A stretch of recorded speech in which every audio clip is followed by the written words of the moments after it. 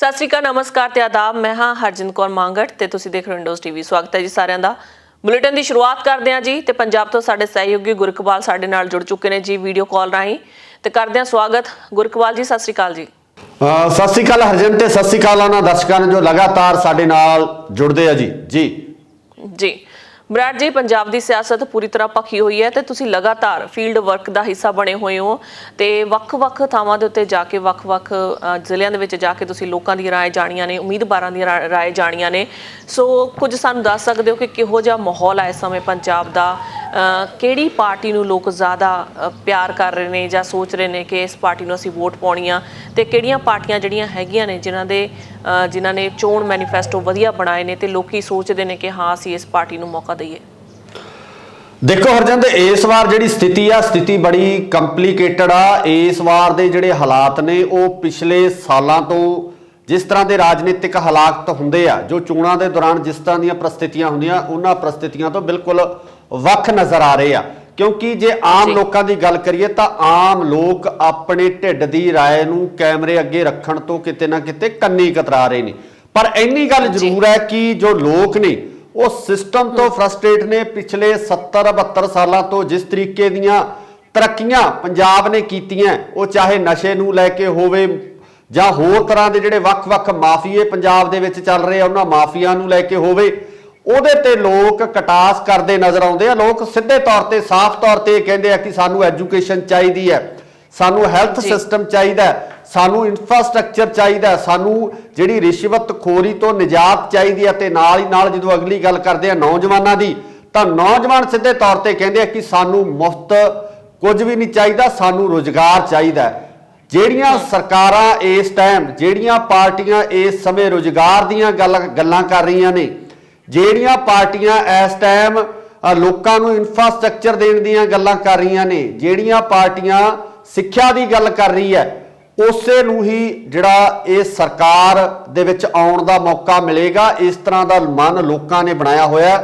ਮੁਫਤ ਦੀਆਂ ਜਿਹੜੀਆਂ ਗੱਲਾਂ ਨੇ, ਜਿਸ ਤਰੀਕੇ ਨਾਲ ਕੋਈ ਬਿਜਲੀ ਮੁਫਤ ਕਹਿ ਰਿਹਾ ਹੈ, ਕੋਈ ਪਾਣੀ ਮੁਫਤ ਕਹਿ ਰਿਹਾ ਹੈ, ਕੋਈ ਆਟਾ ਦਾਲ ਮੁਫਤ ਦਾ ਐਲਾਨ ਆ ਜਿਹੜਾ ਉਹ ਕਰ ਰਿਹਾ। ਮੁਫਤ ਦੀ ਰਾਜਨੀਤੀ ਤੋਂ ਕਿਤੇ ਨਾ ਕਿਤੇ ਪੰਜਾਬ ਦੇ ਲੋਕ ਤੰਗ ਆ ਚੁੱਕੇ ਆ। ਪੰਜਾਬ ਦੇ ਲੋਕ ਮੁਫਤ ਨਾ ਲੈ ਕੇ ਆਪਣੀ ਮਿਹਨਤ ਦੇ, ਆਪਣੇ ਬਲਬੁੱਤੇ ਤੇ ਆਪਣੀ ਜ਼ਿੰਦਗੀ ਨੂੰ ਬਸਰ ਕਰਨਾ ਪਸੰਦ ਕਰਦੇ ਆ। ਹਾਂ, ਜੋ ਸਰਕਾਰ ਦੀਆਂ ਡਿਊਟੀਆਂ ਨੇ, ਜੋ ਸਰਕਾਰ ਦੀਆਂ ਜ਼ਿੰਮੇਵਾਰੀਆਂ ਨੇ, ਜਿਹੜੀ ਸਰਕਾਰ, ਜਿਹੜੀ ਪਾਰਟੀ ਇਹਨਾਂ ਜ਼ਿੰਮੇਵਾਰੀਆਂ ਨੂੰ ਤਨਦੇਹੀ ਨਾਲ ਨਿਭਾਊਗੀ, ਉਹੀ ਸੱਤਾ ਦਾ ਸੁੱਖ ਹੈ ਜਿਹੜਾ ਉਹ ਮਾਣ ਸਕਦੀ ਹੈ। ਜੀ ਸੰਯੁਕਤ ਸਮਾਜ ਮੋਰਚਾ ਚੋਣ ਕਮਿਸ਼ਨ ਨੇ ਪਾਰਟੀ ਦੇ ਤੌਰ ਤੇ ਇਹਨਾਂ ਨੂੰ ਹਰੀ ਝੰਡੀ ਦੇ ਦਿੱਤੀ ਹੈ।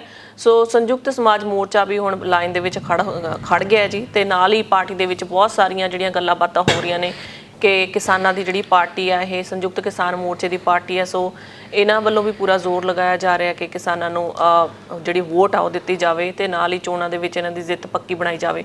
ਸੋ ਜੇਕਰ ਗੱਲ ਕੀਤੀ ਜਾਵੇ ਇਸ ਫਰੰਟ ਦੀ, ਕਿਉਂਕਿ ਜਿਹੜੀਆਂ ਰਵਾਇਤੀ ਪਾਰਟੀਆਂ ਤਾਂ ਲਗਾਤਾਰ ਚੱਲ ਹੀ ਰਹੀਆਂ ਨੇ, ਬਿਲਕੁਲ ਨਵੀਂ ਪਾਰਟੀਆਂ ਪਹਿਲੀ ਵਾਰ ਚੋਣ ਲੜਨ ਜਾ ਰਹੀ ਆ। ਸੋ ਇਹਨਾਂ ਨੂੰ ਲੈ ਕੇ ਪੰਜਾਬ ਦੇ ਵਿੱਚ ਕਿਹੋ ਜਿਹਾ ਮਾਹੌਲ ਹੈ? ਕੀ ਲੱਗਦਾ ਕੋਈ ਅਜਿਹਾ ਹਲਕਾ ਹੈਗਾ ਜਿੱਥੋਂ ਇਹ ਚੋਣ ਲੜਨਗੇ ਤੇ ਜਿੱਤਣਗੇ? ਦੇਖੋ ਜੀ, ਹਲਕੇ ਦੀ ਜਿੱਥੋਂ ਤੱਕ ਗੱਲ ਆ, ਮੈਂ ਤੁਹਾਨੂੰ ਸਾਫ਼ ਕਰਦਾ, ਹਲਕੇ ਤਾਂ ਸਾਰੇ ਇਹਨਾਂ ਨੇ ਇਹਨਾਂ ਵੱਲੋਂ ਸਿੱਧੇ ਤੌਰ ਤੇ ਸਾਫ਼ ਤੌਰ ਤੇ ਕਿਹਾ ਗਿਆ ਸੀਗਾ ਕਿ ਅਸੀਂ ਪੰਜਾਬ ਦੇ ਹਰੇਕ ਹਲਕੇ ਤੋਂ ਜਿਹੜੀ ਚੋਣ ਲੜੀ ਜਾਏਗੀ, ਉਹਦੇ ਤੌਰ ਤੇ ਜਿਹੜਾ ਪਿਛਲੇ ਦਿਨੀ ਐਲਾਨ ਵੀ ਜਿਹੜੇ ਕੀਤੇ ਜਾ ਚੁੱਕੇ ਆ। ਦੂਜੇ ਪਾਸੇ ਜੇ ਕਿਸਾਨ ਪਾਰਟੀ ਦੀ ਗੱਲ ਕਰਦੇ ਆ ਤਾਂ ਰਾਜੇਵਾਲ ਸਾਹਿਬ ਨੂੰ ਮੁੱਖ ਮੰਤਰੀ ਦਾ ਚਿਹਰਾ ਬਣਾ ਕੇ ਸੰਯੁਕਤ ਸਮਾਜ ਮੋਰਚੇ ਵੱਲੋਂ ਆਪਣੀ ਪਹਿਲ ਕਦਮੀ ਜਿਹੜਾ ਇਸ ਇਲੈਕਸ਼ਨ ਦੌਰਾਨ ਕੀਤੀ ਗਈ ਆ। ਤੇ ਨਾਲ ਹੀ ਨਾਲ ਕਿਸਾਨਾਂ ਦੀ ਜੋ ਪਿਛਲੇ ਅੰਦੋਲਨ ਦੇ ਦੌਰਾਨ ਜੋ ਭੂਮਿਕਾ ਰਹੀ ਆ, ਉਸ ਨੂੰ ਵੀ ਕਿਤੇ ਨਾ ਕਿਤੇ ਨਕਾਰਿਆ ਨਹੀਂ ਜਾ ਸਕਦਾ। ਜਿਸ ਤਰੀਕੇ ਨਾਲ ਸੈਂਟਰ ਸਰਕਾਰ ਵੱਲੋਂ ਪਾਸ ਕੀਤੇ ਹੋਏ ਕਾਲੇ ਬਿੱਲਾਂ ਨੂੰ ਵਾਪਸ ਕਰਵਾ ਕੇ ਜਦੋਂ ਕਿਸਾਨ ਪੰਜਾਬ ਪਰਤੇ ਸੀ, ਤਾਂ ਉਸ ਦੌਰਾਨ ਜਿਸ ਤਰੀਕੇ ਦਾ ਮਾਹੌਲ ਸੀ ਉਹ ਸਾਨੂੰ ਸਾਰਿਆਂ ਨੂੰ ਪਤਾ ਹੈ। ਕਿਸ ਤਰੀਕੇ ਨਾਲ ਸਵਾਗਤ ਕੀਤੇ ਗਏ, ਕਿਸ ਤਰੀਕੇ ਨਾਲ ਸਾਰਾ ਮਾਹੌਲ ਸਿਰਜਿਆ ਗਿਆ ਸੀ। ਸੋ ਹੁਣ ਜਦੋਂ ਰਾਜਨੀਤਿਕ ਪਾਰਟੀ ਦੇ ਤੌਰ ਤੇ ਸਿੱਧੇ ਤੌਰ ਤੇ ਰਾਜਨੀਤਿਕ ਲੋਕਾਂ ਨਾਲ ਇਹ ਵਿਚਰ ਰਹੇ ਨੇ, ਤਾਂ ਕਿਤੇ ਨਾ ਕਿਤੇ ਕੁਝ ਜਿਹੜੀਆਂ ਜਥੇਬੰਦੀਆਂ, ਜਿਹੜੀਆਂ ਕਿ ਸੰਯੁਕਤ ਕਿਸਾਨ ਮੋਰਚੇ ਤੋਂ ਜਿਹੜੀਆਂ ਸੰਯੁਕਤ ਸਮਾਜ ਮੋਰਚੇ ਵੱਲ ਮੁੜੀਆਂ ਸੀ, ਉਹਨਾਂ ਨਾਲੋਂ ਕੁਝ ਜਥੇਬੰਦੀਆਂ ਵੱਖ ਹੋਈਆਂ ਨੇ। ਜਿਵੇਂ ਆਪਾਂ ਉਗਰਾਹਾਂ ਦੀ ਗੱਲ ਕਰ ਲਈਏ, ਡੱਲੇਵਾਲ ਸਾਹਿਬ ਦੀ ਗੱਲ ਕਰ ਲਈਏ, ਤਾਂ ਇਹ ਰਾਜਨੀਤੀ ਦੇ ਵਿੱਚ ਆਉਣ ਤੇ ਕਿਤੇ ਨਾ ਕਿਤੇ ਨਾਖੁਸ਼ ਨਜ਼ਰ ਆ ਰਹੇ ਸੀ। ਇਹਨਾਂ ਵੱਲੋਂ ਇਹ ਕਿਹਾ ਵੀ ਗਿਆ ਸੀ ਕਿ ਅਸੀਂ ਕਿਸੇ ਰਾਜਨੀਤਿਕ ਪਾਰਟੀ ਦਾ ਹਿੱਸਾ ਨਹੀਂ ਹੋਵਾਂਗੇ। ਹੁਣ ਜਿਹੜੇ ਕਿਸਾਨ ਨੇ ਜਾਂ ਕਿਸਾਨਾਂ ਦੀ ਜਿਹੜੀ ਪਾਰਟੀ ਆ ਦੋ ਧੜਿਆਂ ਦੇ ਵਿੱਚ ਵੰਡੀ ਜਾ ਚੁੱਕੀ ਹੈ। ਇੱਕ ਧੜਾ ਉਹ ਆ ਜਿਹੜਾ ਰਾਜਨੀਤਿਕ ਤੌਰ ਤੇ ਵਿਚਰ ਰਿਹਾ ਤੇ ਦੂਜਾ ਧੜਾ ਉਹ ਆ ਜਿਹੜਾ ਰਾਜਨੀਤਿਕ ਤੌਰ ਤੇ ਆਪਣੇ ਆਪ ਨੂੰ ਜਿਹੜਾ ਪਾਸੇ ਕੀਤਾ ਹੋਇਆ, ਪਾਰਟੀ ਤੋਂ ਪਾਸੇ ਕੀਤਾ ਹੋਇਆ, ਕਿਸਾਨਾਂ ਦੀ ਪਾਰਟੀ ਤੋਂ ਜਿਹੜੇ ਵੱਖ ਚੱਲ ਰਹੇ ਨੇ।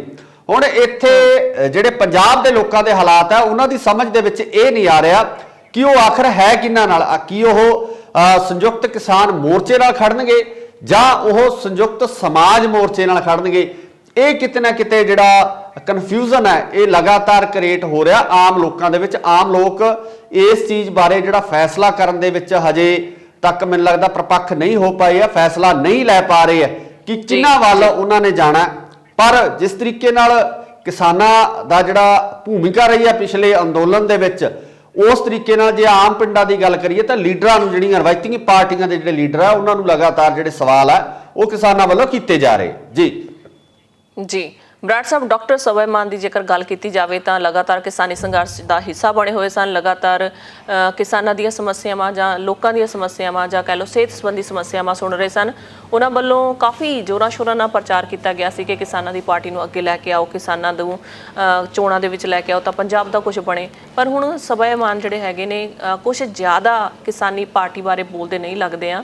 ਕੀ ਕਾਰਨ ਨੇ? ਕਿਉਂਕਿ ਤੁਸੀਂ ਤਾਂ ਗੱਲ ਕੀਤੀ ਉਹਨਾਂ ਦੇ ਨਾਲ, ਉਹਨਾਂ ਦਾ ਕੀ ਆਪਣਾ ਪੁਆਇੰਟ ਆਫ ਵਿਊ ਕੀ ਹੈ ਕਿ ਕਿਉਂ ਨਹੀਂ ਉਹ ਹੁਣ ਪ੍ਰਚਾਰ ਕਰ ਰਹੇ? ਇੱਕਦਮ ਹੀ ਜਦੋਂ ਕਿਸਾਨ ਮੋਰਚਾ ਫਤਿਹ ਹੋਇਆ ਸੀ ਉਹਨਾਂ ਨੇ ਕਿਹਾ ਸੀ ਕਿ ਕਿਸਾਨਾਂ ਦੀ ਇੱਕ ਆਪਣੀ ਪਾਰਟੀ ਹੋਣੀ ਚਾਹੀਦੀ ਹੈ, ਪਰ ਜਦੋਂ ਹੁਣ ਪਾਰਟੀ ਬਣ ਚੁੱਕੀ ਆ ਉਸ ਤੋਂ ਬਾਅਦ ਉਹ ਜ਼ਿਆਦਾ ਪ੍ਰਚਾਰ ਕਰਦੇ ਨਜ਼ਰ ਨਹੀਂ ਆਏ। ਦੇਖੋ ਹਰਜਿੰਦਰ, ਜਿਸ ਤਰੀਕੇ ਦੀ ਮੇਰੀ ਉਹਨਾਂ ਨਾਲ ਗੱਲਬਾਤ ਹੋਈ ਹੈ, ਗੱਲਬਾਤ ਜਿਸ ਤਰੀਕੇ ਨਾਲ ਕੀਤੀ ਗਈ ਆ ਤਾਂ ਉਹ ਬਿਲਕੁਲ ਕਿਸਾਨ ਪਾਰਟੀ ਦੇ ਨਾਲ ਹੀ ਨੇ ਤੇ ਪ੍ਰਚਾਰ ਵੀ ਕਰ ਰਹੇ ਨੇ। ਪਰ ਇਹ ਹੈ ਵੀ ਜਿਸ ਤਰੀਕੇ ਨਾਲ ਜਿਹੜਾ ਪ੍ਰਚਾਰ ਨੂੰ ਉਹਨਾਂ ਦੇ ਹਾਈਲਾਈਟ ਆ ਜਿਹੜਾ ਉਹ ਕਿਤੇ ਨਾ ਕਿਤੇ ਉਸ ਤਰੀਕੇ ਨਾਲ ਨਹੀਂ ਕੀਤਾ ਜਾ ਰਿਹਾ। ਪੂਰੀ ਤਰ੍ਹਾਂ ਨਾਲ ਕਿਸਾਨ ਪਾਰਟੀ ਦੇ ਨਾਲ ਨੇ, ਸੰਯੁਕਤ ਸਮਾਜ ਮੋਰਚੇ ਦੇ ਨਾਲ ਨੇ। ਜੋ ਪਿਛਲੇ ਦਿਨੀ ਉਹ ਜੋ ਗੁਰਪ੍ਰੀਤ ਕੋਟਲੀ ਨੇ ਉਹਨਾਂ ਦੇ ਪ੍ਰਚਾਰ ਵਾਸਤੇ ਵੀ ਉਹ ਇੱਥੇ ਪਹੁੰਚੇ ਸੀ ਤੇ ਉਹਨਾਂ ਨੇ ਪ੍ਰਚਾਰ ਵੀ ਜਿਹੜਾ ਇੱਥੇ ਕੀਤਾ। ਤੇ ਨਾਲ ਹੀ ਨਾਲ ਜਿਸ ਤਰੀਕੇ ਨਾਲ ਜਿਹੜੀਆਂ ਸਿਹਤ ਸਹੂਲਤਾਂ ਜਾਂ ਸਿਹਤ ਸੇਵਾਵਾਂ ਉਹਨਾਂ ਵੱਲੋਂ ਕਿਸਾਨ ਮੋਰਚੇ ਨੂੰ ਦਿੱਤੀਆਂ ਗਈਆਂ ਉਹਨਾਂ ਨੂੰ ਵੀ ਅੱਖੋਂ ਪਰੋਖੇ ਨਹੀਂ ਕੀਤਾ ਜਾ ਸਕਦਾ। ਹਾਂ, ਕਿਤੇ ਨਾ ਕਿਤੇ ਡਾਕਟਰ ਸਵੈ ਮਾਨ ਨੇ ਜਿਹੜੇ ਉਹਨਾਂ ਨੂੰ ਆਬਜੈਕਸ਼ਨ ਜ਼ਰੂਰ ਸੀ ਕੁਝ ਕੈਂਡੀਡੇਟਸ ਦੇ ਉੱਪਰ ਜਿਨ੍ਹਾਂ ਦੇ ਨਾਮ ਸੰਯੁਕਤ ਸਮਾਜ ਮੋਰਚੇ ਵੱਲੋਂ ਅਨਾਉਂਸ ਕੀਤੇ ਗਏ ਸੀ। ਉਹਨਾਂ ਕੈਂਡੀਡੇਟਸ ਦੇ ਨਾਮ ਦੇ ਉੱਪਰ ਉਹਨਾਂ ਨੂੰ ਆਬਜੈਕਸ਼ਨ ਜ਼ਰੂਰ ਸੀ। ਉਹਨਾਂ ਨੇ ਸਾਫ਼ ਤੌਰ ਤੇ ਇਹ ਗੱਲ ਮੰਨੀ ਵੀ ਹੈ ਕਿ ਜਿਨ੍ਹਾਂ ਦੇ ਉੱਪਰ ਮੈਨੂੰ ਇਤਰਾਜ਼ ਉਸ ਟਾਈਮ ਸੀਗਾ ਤੇ ਉਹ ਅੱਜ ਵੀ ਜਿਹੜਾ ਇਤਰਾਜ਼ ਆ ਉਹ ਬਰਕਰਾਰ ਹੈ। ਪਰ ਮੋਰਚੇ ਦੇ ਨਾਲ ਉਹ ਪੂਰੀ ਤਰ੍ਹਾਂ ਨਾਲ ਡਟ ਕੇ ਖੜੇ ਆ, ਪੰਜਾਬ ਦੇ ਕਿਸਾਨਾਂ ਨਾਲ ਉਹ ਡਟ ਕੇ ਖੜੇ ਆ। ਪੰਜਾਬ ਦੀ ਤਰੱਕੀ ਵਾਸਤੇ, ਖੁਸ਼ਹਾਲੀ ਵਾਸਤੇ ਲਗਾਤਾਰ ਉਹਨਾਂ ਵੱਲੋਂ ਜਿਹੜੀਆਂ ਕੋਸ਼ਿਸ਼ਾਂ ਉਹ ਕੀਤੀਆਂ ਜਾ ਰਹੀਆਂ। ਪਰ ਇਸ ਪਾਰਟੀ ਨੂੰ ਲੋਕ ਕਿੰਨਾ ਪਿਆਰ ਦਿੰਦੇ ਆ, ਕਿੰਨਾ ਸਮਰਥਨ ਦਿੰਦੇ ਆ, ਕਿੰਨੇ ਵੋਟਸ ਦਿੰਦੇ ਆ, ਕਿੰਨੀਆਂ ਸੀਟਾਂ ਇਸ ਇਲੈਕਸ਼ਨ ਦੇ ਦੌਰਾਨ ਨਿਕਲ ਕੇ ਸਾਹਮਣੇ ਆਉਂਦੀਆਂ, ਇਹ ਤਾਂ ਸਮਾਂ ਹੀ ਦੱਸੂਗਾ। ਜੀ, ਆਮ ਆਦਮੀ ਪਾਰਟੀ ਦਾ ਕਿਹੋ ਜਿਹਾ ਰੁਝਾਨ ਹੈ ਪੰਜਾਬ ਦੇ ਵਿੱਚ? ਕਿਉਂਕਿ ਲੋਕੀ ਚਾਹੁੰਦੇ ਨੇ ਕਿ ਬਦਲਾਅ ਹੋਵੇ ਤਾਂ ਬਦਲਾਅ ਜਿਹੜਾ ਹੈਗਾ ਆਮ ਆਦਮੀ ਪਾਰਟੀ ਨੂੰ ਮੌਕਾ ਦੇ ਕੇ ਲੋਕੀ ਕਰਨਾ ਚਾਹੁੰਦੇ ਨੇ। ਪਰ ਨਾਲ ਹੀ ਜੇਕਰ ਗੱਲ ਕੀਤੀ ਜਾਵੇ, ਕਿਉਂਕਿ ਲੋਕਾਂ ਦੀਆਂ ਭਾਵਨਾਵਾਂ ਜਿਹੜੀਆਂ ਹੈਗੀਆਂ ਜੇਲ੍ਹਾਂ ਦੇ ਵਿੱਚ ਬੰਦ ਸਿੰਘਾਂ ਬਾਰੇ ਜੁੜੀਆਂ ਹੋਈਆਂ ਨੇ ਕਿ ਉਹਨਾਂ ਦੀ ਰਿਹਾਈ ਕੀਤੀ ਜਾਵੇ। ਜੀ ਬਰਾੜ ਜੀ, ਖਾਸ ਕਰਕੇ ਦਵਿੰਦਰਪਾਲ ਸਿੰਘ ਭੁੱਲਰ ਜੀ ਦਾ ਮਾਮਲਾ ਕਿ ਉਹਨਾਂ ਦੀ ਜਿਹੜੀ ਰਿਹਾਈ ਦੀ ਮੰਗ ਨੂੰ ਲੈ ਕੇ ਉਹਨਾਂ ਨੇ ਹੱਥ ਝਾੜ ਦਿੱਤੇ ਨੇ ਕਿ ਮੇਰੇ ਕੋਲ ਇਹ ਮਹਿਕਮਾ ਹੀ ਹੈ ਨਹੀਂ ਆ। ਸੋ ਇਹ ਸੈਂਟਰ ਗੌਰਮੈਂਟ ਦਾ ਜਿਹੜਾ ਮਸਲਾ ਹੈ, ਇਸ ਬਾਰੇ ਲੋਕਾਂ ਦੀ ਕੀ ਰਾਏ ਹੈ ਜੀ ਪੰਜਾਬ ਦੇ ਵਿੱਚ? ਦੇਖੋ ਜੀ, ਜਿਸ ਤਰੀਕੇ ਨਾਲ ਆਪਾਂ ਸਿਆਸੀ ਪਾਰਟੀਆਂ ਦੀ, ਜਿਵੇਂ ਦੂਜੀ ਸਿਆਸੀਆਂ ਪਾਰਟੀਆਂ ਦੀ ਗੱਲ ਕਰਦੇ ਆ ਤਾਂ ਉਸੇ ਤਰ੍ਹਾਂ ਹੀ ਆਮ ਆਦਮੀ ਪਾਰਟੀ ਵੀ ਇੱਕ ਮੁੱਖ ਤੌਰ ਤੇ ਸਿਆਸੀ ਪਾਰਟੀ ਆ। ਹਾਲਾਂਕਿ ਫਰਕ ਸਿਰਫ ਇੰਨਾ ਨਜ਼ਰ ਆ ਰਿਹਾ ਇਸ ਦੇ ਟਾਈਮ ਦੇ ਵਿੱਚ ਕਿ ਦੂਜੀਆਂ ਦੋਨੋਂ ਰਵਾਇਤੀ ਪਾਰਟੀਆਂ ਸੱਤਾ ਦਾ ਸੁੱਖ ਹੰਢਾ ਚੁੱਕੀਆਂ ਤੇ ਆਮ ਆਦਮੀ ਪਾਰਟੀ ਹਜੇ ਸੱਤਾ ਵਿੱਚ ਨਹੀਂ ਆਈ। ਪਰ ਸਵਾਲ ਵੱਡੇ ਖੜੇ ਹੋ ਜਾਂਦੇ ਆ ਕਿ ਆਮ ਆਦਮੀ ਪਾਰਟੀ ਜਿਹੜੇ ਜਿਸ ਤਰੀਕੇ ਨਾਲ 2017 ਦੇ ਵਿੱਚ ਉਹਨਾਂ ਨੂੰ ਜਿਹੜੇ MLAs ਦਿੱਤੇ ਗਏ ਉਹਨਾਂ ਵੱਲੋਂ ਕਿਸ ਤਰ੍ਹਾਂ ਦੀ ਭੂਮਿਕਾ ਨਿਭਾਈ ਗਈ, ਕਿਸ ਤਰ੍ਹਾਂ ਦੇ ਕੰਮ ਕੀਤੇ ਗਏ, ਕਿਸ ਤਰੀਕੇ ਨਾਲ ਲੋਕਾਂ ਦੇ ਵਿੱਚ ਵਿਚਰਿਆ ਗਿਆ, ਇਹ ਵੱਡੇ ਸਵਾਲ ਨੇ। ਇਹਨਾਂ ਨੂੰ ਲੈ ਕੇ ਕਿਤੇ ਨਾ ਕਿਤੇ ਹਲਕਿਆਂ ਦੇ ਵਿੱਚ ਉਹਨਾਂ ਪੁਰਾਣੇ MLAs ਦਾ ਵਿਰੋਧ ਵੀ ਹੁੰਦਾ ਨਜ਼ਰ ਆ ਰਿਹਾ ਜਿਹੜੇ ਕਿ ਪਾਰਟੀ ਨੂੰ ਛੱਡ ਕੇ ਦੂਜੇ ਪਾਸੇ ਹੋਏ ਨੇ ਜਾਂ ਜਿਨ੍ਹਾਂ ਵੱਲੋਂ ਆਪਣੇ ਹਲਕੇ ਦੀ ਸਾਰ ਨਹੀਂ ਲਈ ਗਈ ਆ। ਆਮ ਲੋਕਾਂ ਦੇ ਵਿੱਚ ਰੋਸ ਜ਼ਰੂਰ ਹੈ ਕਿ ਪਾਰਟੀ ਜਿਸ ਤਰੀਕੇ ਨਾਲ ਵਾਅਦੇ ਕੀਤੇ ਗਏ ਸੀ, ਜਿਸ ਤਰੀਕੇ ਨਾਲ ਉਹਨਾਂ ਵੱਲੋਂ ਆਮ ਲੋਕਾਂ ਦੀ ਗੱਲ ਕੀਤੀ ਗਈ ਸੀ ਤਾਂ ਉਹਨਾਂ ਲੋਕਾਂ ਨੂੰ ਕਿਤੇ ਨਾ ਕਿਤੇ ਟਿਕਟਾਂ ਨਾ ਦੇ ਕੇ ਦੂਜੀਆਂ ਪਾਰਟੀਆਂ ਦੇ ਵਿੱਚੋਂ ਆਏ ਹੋਏ ਲੋਕਾਂ ਨੂੰ ਟਿਕਟਾਂ ਵੰਡਣ ਦਾ ਇਲਜ਼ਾਮ ਹੈ ਜਿਹੜਾ ਉਹ ਵੀ ਆਮ ਆਦਮੀ ਪਾਰਟੀ ਤੇ ਲੱਗਿਆ ਹੋਇਆ। ਤੇ ਨਾਲ ਹੀ ਨਾਲ ਜਿਸ ਤਰੀਕੇ ਨਾਲ ਤੁਸੀਂ ਗੱਲ ਕੀਤੀ ਹੈ ਕਿ ਪ੍ਰੋਫੈਸਰ ਦਵਿੰਦਰਪਾਲ ਸਿੰਘ ਭੁੱਲਰ ਜਿਹੜੀ ਕਿ ਆਪਣੀ ਸਜ਼ਾ ਪੂਰੀ ਕਰ ਚੁੱਕੇ ਆ, ਜਿਸ ਸੰਬੰਧੀ ਕੋਰਟ ਵੱਲੋਂ ਵੀ ਜੋ ਮਾਨਯੋਗ ਅਦਾਲਤ ਹੈ ਉਹਨਾਂ ਵੱਲੋਂ ਵੀ ਜਿਹੜਾ ਆਰਡਰ ਜਾਰੀ ਕਰ ਦਿੱਤਾ ਗਿਆ ਕਿ ਇਹਨਾਂ ਦੀ ਸਜ਼ਾ ਜਿਹੜੀ ਆ ਪੂਰੀ ਹੋ ਚੁੱਕੀ ਹੈ। ਤਾਂ ਉਹਨਾਂ ਦੀ ਰਿਹਾਈ ਨੂੰ ਲੈ ਕੇ ਲਗਾਤਾਰ ਆਮ ਆਦਮੀ ਪਾਰਟੀ ਦੇ ਜੋ ਸੁਪਰੀਮੋ ਨੇ ਅਰਵਿੰਦ ਕੇਜਰੀਵਾਲ ਉੱਪਰ ਉਹਨਾਂ ਉੱਪਰ ਸਵਾਲ ਚੁੱਕੇ ਜਾ ਰਹੇ ਨੇ। ਉਹਨਾਂ ਨੂੰ ਜਿਹੜਾ ਪ੍ਰੈਸ ਦੌਰਾਨ ਵਾਰਤਾ ਦੌਰਾਨ ਇਹ ਸਵਾਲ ਕੀਤੇ ਜਾ ਰਹੇ ਨੇ। ਆਮ ਲੋਕ ਲਗਾਤਾਰ ਇਸ ਸੰਬੰਧੀ ਸੋਸ਼ਲ ਮੀਡੀਆ ਦੇ ਉੱਪਰ ਆਪਣੇ ਸਵਾਲ ਆ ਜਿਹੜੇ ਉਹ ਖੜੇ ਕਰ ਰਹੇ ਨੇ। ਪਰ ਜਿਸ ਤਰੀਕੇ ਦੀਆਂ ਪ੍ਰਸਥਿਤੀਆਂ ਬਣੀਆਂ ਹੋਈਆਂ, ਮੈਨੂੰ ਲੱਗਦਾ ਕਿ 10 ਤਰੀਕ ਨੂੰ 10 ਮਾਰਚ ਨੂੰ ਇਹ ਜਿਹੜਾ ਸਾਰਾ ਸਾਫ਼ ਹੋ ਜਾਣਾ ਕਿ ਲੋਕ ਕਿਹੜੀ ਪਾਰਟੀ ਨੂੰ ਪਸੰਦ ਕਰਦੇ ਆ, ਕਿੰਨਾ ਲੋਕਾਂ ਨੂੰ ਜਿਹੜਾ ਵਿਧਾਨ ਸਭਾ ਦੇ ਵਿੱਚ ਭੇਜਦੇ ਆ। ਇਹ ਸਾਰੀ ਗੱਲ ਸਥਿਤੀ ਹੈ ਜਿਹੜੀ ਸਾਫ਼ ਹੋ ਜਾਣੀ ਜੀ। ਬਰਾੜ ਜੀ, ਗੱਲ ਕਰਦੇ ਪੰਜਾਬ ਦੇ ਵਿੱਚ ਕੋਵਿਡ ਦੀ, ਤਾਂ ਕੋਵਿਡ ਦੇ ਕਿਹੋ ਜਿਹੇ ਹਾਲਾਤ ਨੇ? ਕਿਉਂਕਿ ਸਿਆਸੀ ਪਾਰਟੀਆਂ ਜਿਹੜੀਆਂ ਹੈਗੀਆਂ ਲਗਾਤਾਰ ਰੈਲੀਆਂ ਕਰ ਰਹੀਆਂ, ਪ੍ਰਚਾਰ ਕਰ ਰਹੀਆਂ ਨੇ, ਲਗਾਤਾਰ ਚੋਣਾਂ ਬਾਰੇ ਗੱਲਾਂ ਕਰ ਰਹੀਆਂ ਨੇ, ਪਰ ਜੇਕਰ ਸਕੂਲਾਂ ਦੀ ਗੱਲ ਕੀਤੀ ਜਾਵੇ, ਸਕੂਲ ਅਜੇ ਵੀ ਬੰਦ ਨੇ। ਹਾਂ, ਦੇਖੋ ਜਿਸ ਤਰੀਕੇ ਨਾਲ ਸਰਕਾਰ ਵੱਲੋਂ ਹਦਾਇਤਾਂ ਜਾਰੀ ਕੀਤੀਆਂ ਤਾਂ ਉਹਨਾਂ ਹਦਾਇਤਾਂ ਦੇ ਨਾਲ ਹੀ ਜਿਹੜੀਆਂ ਰੈਲੀਆਂ ਕੀਤੀਆਂ ਜਾਣੀਆਂ, ਲਿਮਟਿਡ ਲੋਕਾਂ ਨਾਲ ਜਿਹੜੀਆਂ ਇਹ ਇਕੱਠ ਕੀਤੇ ਜਾਣੇ ਆ, ਉਹਦੇ ਉੱਤੇ ਵੀ ਪੂਰਨ ਤੌਰ ਤੇ ਪਾਬੰਦੀ ਆ। ਪੰਜਾਬ ਜੋ ਸਰਕਾਰ ਹੈ ਉਹਦੇ ਵੱਲੋਂ ਜਿਹੜਾ ਆਮ ਲੋਕਾਂ ਨੂੰ ਵੀ ਇਹ ਹਦਾਇਤਾਂ ਨੇ ਕਿ ਕੋਵਿਡ ਦੀਆਂ ਜੋ ਇੰਸਟਰਕਸ਼ਨਸ ਨੇ ਉਹਨਾਂ ਨੂੰ ਪ੍ਰੋਪਰ ਤਰੀਕੇ ਨਾਲ ਫੋਲੋ ਕੀਤਾ ਜਾਵੇ। ਮਾਸਕ, ਸੈਨੀਟਾਈਜ਼ਰ ਤੇ ਜੋ ਸਰੀਰਕ ਦੂਰੀ ਆ ਉਸ ਦੀ ਜਿਹੜੀ ਕੰਡੀਸ਼ਨ ਆ ਉਹ ਉਸੇ ਤਰ੍ਹਾਂ ਬਰਕਰਾਰ ਹੈ। ਪਰ ਨਾਲ ਹੀ ਨਾਲ ਜਿੱਥੋਂ ਤੱਕ ਗੱਲ ਕਰਦੇ ਆ ਸਕੂਲਾਂ ਦੀ, ਤਾਂ ਸਕੂਲਾਂ ਦੇ ਵਿੱਚ ਹਾਲੇ ਤੱਕ ਪਾਬੰਦੀਆਂ ਜਿਹੜੀਆਂ ਉਹ ਸਾਫ਼ ਤੌਰ ਤੇ ਨਜ਼ਰ ਆ ਰਹੀਆਂ, ਸਕੂਲ ਹਾਲੇ ਬੰਦ ਨੇ।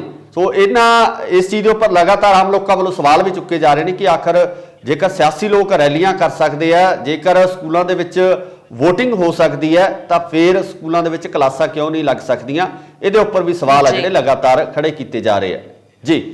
ਸੋ ਇਹ ਸਨ ਗੁਰਇਕਬਾਲ ਸਿੰਘ ਬਰਾੜ, ਜੋ ਕਿ ਸਾਨੂੰ ਪੰਜਾਬ ਦੇ ਮਸਲਿਆਂ ਬਾਰੇ ਜਾਣਕਾਰੀ ਦੇ ਰਹੇ ਸਨ। ਨਵੀਆਂ ਤੇ ਤਾਜ਼ਾ ਖਬਰਾਂ ਲਈ ਦੇਖਦੇ ਰਹੋ ਇੰਡਸਟਰੀ ਆਸਟ੍ਰੇਲੀਆ। ਧੰਨਵਾਦ।